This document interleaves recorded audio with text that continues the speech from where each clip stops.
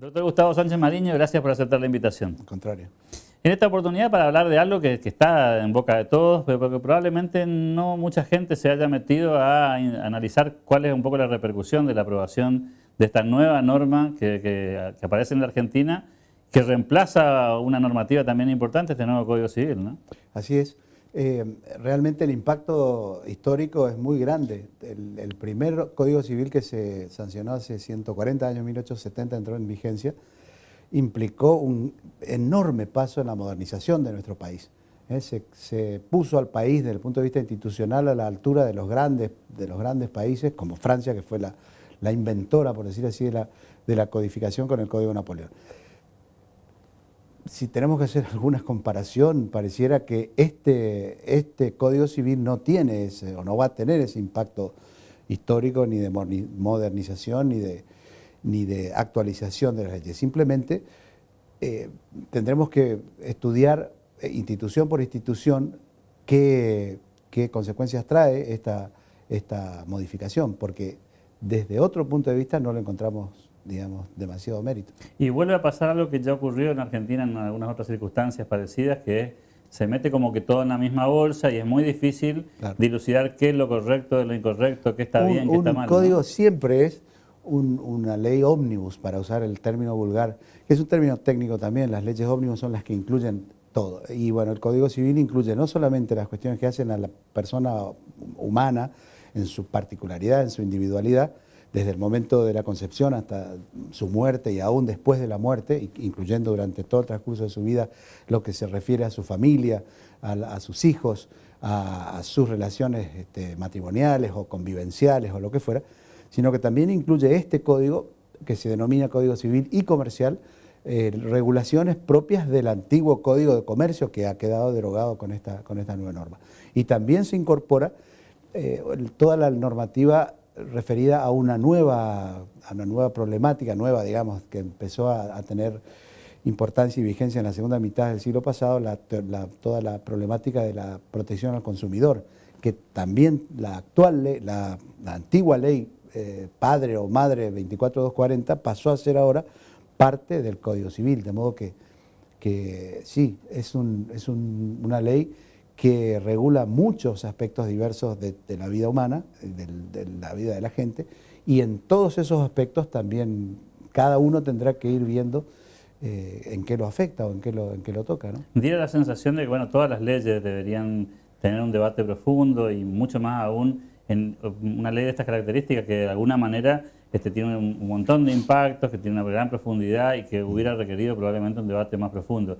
Diera la sensación de que no hay en esta discusión demasiado consenso respecto a los cambios que se hicieron. Digo esto porque muchos dirigentes han hecho manifestaciones públicas, muchos académicos han planteado su postura y pareciera no tener sustento suficiente para sostenerse en el tiempo, ¿no? En realidad ha habido debates previos a este año. Durante este año se ha mantenido en silencio la cosa, no sabíamos que había, inclusive llegamos a pensar que el gobierno nacional que había tenido la iniciativa de enviar el proyecto había perdido interés, llegamos a pensar eso. Y de un momento a otro se renovó, se revivió la cuestión. Lo cierto es que todas las cuestiones que hace un par de años se nos denominaba siempre el proyecto 2012, hace un par de años en la esfera mía, la esfera académica, la esfera de las facultades de Derecho y también, por supuesto, del ámbito de la magistratura, las grandes polémicas respecto de este código hasta ahora no han sido zanjadas. Había grandes discusiones, o algunas fueron zanjadas ya previamente, de modo que tampoco hay demasiado que decir ahora. Por ejemplo, se discutía mucho en aquel momento la exclusión de la responsabilidad civil de los funcionarios públicos. Se decía, por una parte de la doctrina decía que se buscaba la impunidad, la no responsabilidad del Estado, que los funcionarios no reparen los daños causados con su accionar público, y por el otro, la doctrina que predominó es la que sostenía que eso todo ese ámbito de la responsabilidad debía pasarse al ámbito administrativo, que fuera juzgado por la ley administrativa y por el procedimiento administrativo. Eso finalmente el gobierno que tuvo la iniciativa lo logró, porque ahora en agosto pasado se sancionó la ley de responsabilidad del Estado en 12 artículos que prácticamente sacó del Código Civil toda esta cuestión. De modo que esa polémica, si se llegó a dar, nadie se enteró y quedó nada más que en el ámbito académico y todavía queda planteado, porque ese es el problema grave de este código, es que deja muchos cabos sueltos, quedan muchas cuestiones a ser dilucidadas.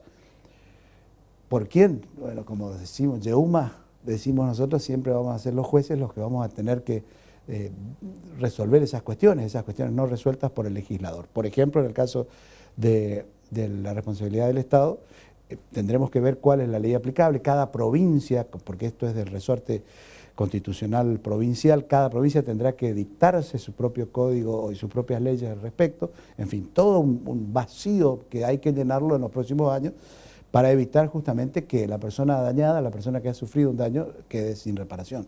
Y en este contexto da la sensación, doctor, que justamente porque no aparece este consenso previo a muchas de estas modificaciones, uno piensa que esto va a terminar dándose después de sancionar la ley. Seguro. Y en algún punto antes de su aplicación, por ponerlo en Seguro.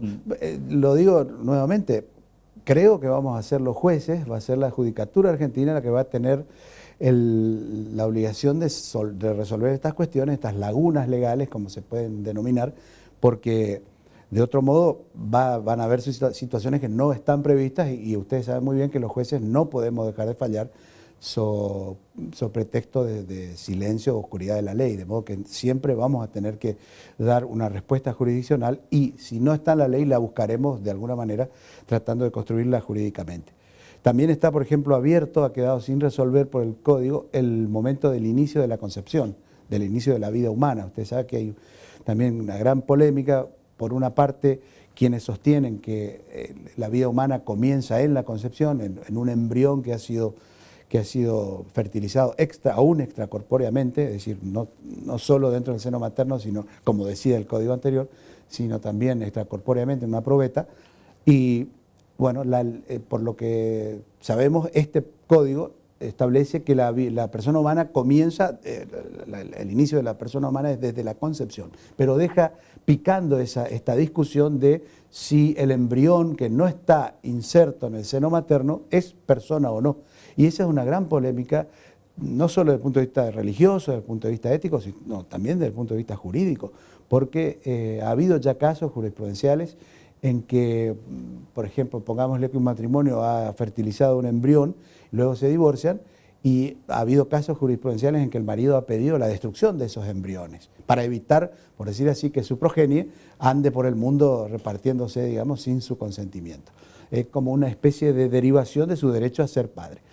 Y la cónyuge que tenía en sus manos los embriones pedía que se la permitiera fertilizarse. La jurisprudencia tuvo que resolverlo porque la ley no dice nada y se la autorizó a fertilizarse y a tener su hijo. De modo que, pero ese es un caso muy puntual, pero podríamos hablar de casos delirantes, de por ejemplo la venta de embriones, pongámosle, se habla de que hay cientos de miles de embriones congelados en los grandes centros médicos del país.